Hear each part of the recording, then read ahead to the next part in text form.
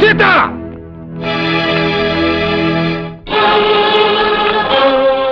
ఇదిగో నీ కూతురు, ఇదిగో నీ చెల్లెలు. ఒక అయినింటి పిల్లను ఈ ఇంటి పెద్దలకు చెప్పకుండా తీసుకెళ్లటం నేరం. అందుకే నా కొడుకుని పోలీసులకు అప్పచెప్పి నీ చెల్లెల్ని నీకప్పచెప్పడానికి తీసుకొచ్చాను. ఇప్పుడు అర్థమైందా నేనంటే ఏమిటో? తోడబుట్టిన దాని పసుపు కుంకాలు రాల్చిన ముఖం అన్నారు నాది. చెల్లెల మెడలో తాళి తెంచిన రాక్షస మనస్తత్వం అన్నారు నాది. చెప్పవే, చెప్పు.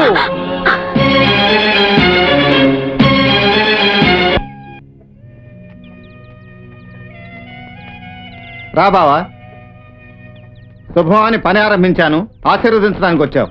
వచ్చింది ఆశీర్వదించడానికి కాదు, మీ ప్రాజెక్ట్ నిర్మాణం ఆపమని హెచ్చరించడానికి. ఏమిటి, ప్రాజెక్ట్ నిర్మాణం ఆపాలా?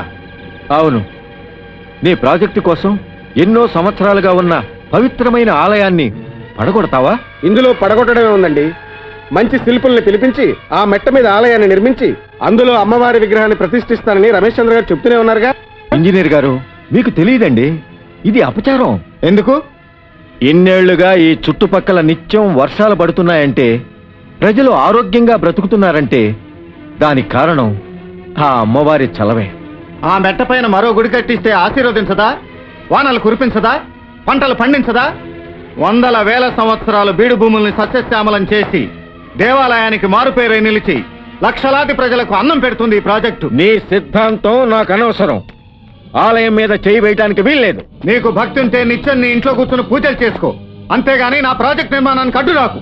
ఇదే నీ మాట అయితే రక్తపాతం జరుగుతుంది. చంపుతావా? నాకు కుటుంబం మీద అనురక్తి కంటే దైవభక్తి ఎక్కువ. నేను చూస్తాను ప్రాజెక్టు శంకుస్థాపనకు ఎవరు అడ్డొస్తారో. ఏమండి, ప్రాజెక్ట్ కట్టడానికి నిర్ణయించుకున్నారా? అది నా ఆశయం. మీ నిర్ణయం మార్చుకోరా? ఈ ప్రశ్న నీదా మీ అన్నయ్యదా? సీత ఉద్దేశం అది కాదు తమ్ముడు.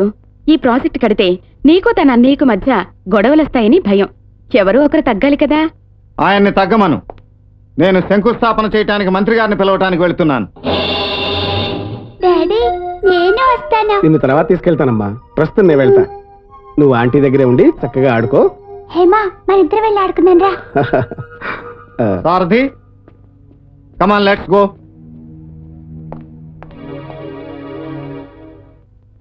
ఏమిటి, రాత్రికి రాత్రి అమ్మవారి విగ్రహాన్ని అక్కడి నుంచి తీసేయడానికి ప్రయత్నిస్తున్నాడా? మీరు త్వరగా బయలుదేరి గుడి దగ్గరికి వెళ్ళకపోతే ఆ దుర్మార్గుడు గుడిని డైనమైట్లతో పేచి పారేస్తాడు సార్. తొందరగా రండి సార్, అవతల కొంపలు అడ్డుకుపోతున్నాయి. పదండి.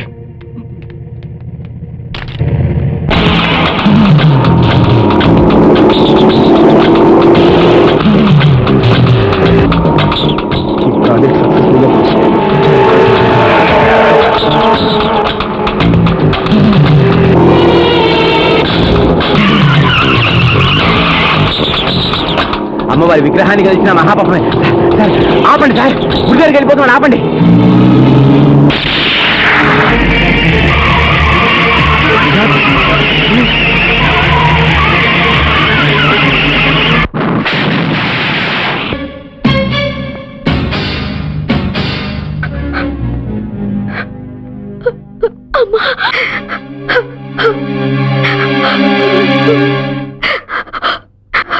అనుబంధాన్ని మర్చిపోయి రక్త సంబంధాన్ని తెంచేసుకుని అన్నయ్యని అన్ని మాటలు అన్నాను, అంత అవమానించాను.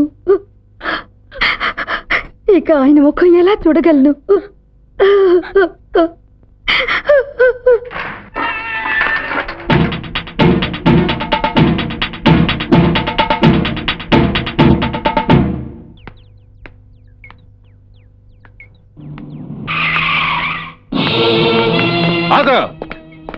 నిన్నెవరు లోపలికి రమ్మన్నారు? వచ్చింది నీ ఇంట్లో దొంగతనం చేయటానికి కాదు, వచ్చింది నీ మీద దౌర్జన్యం చేయటానికి కాదు.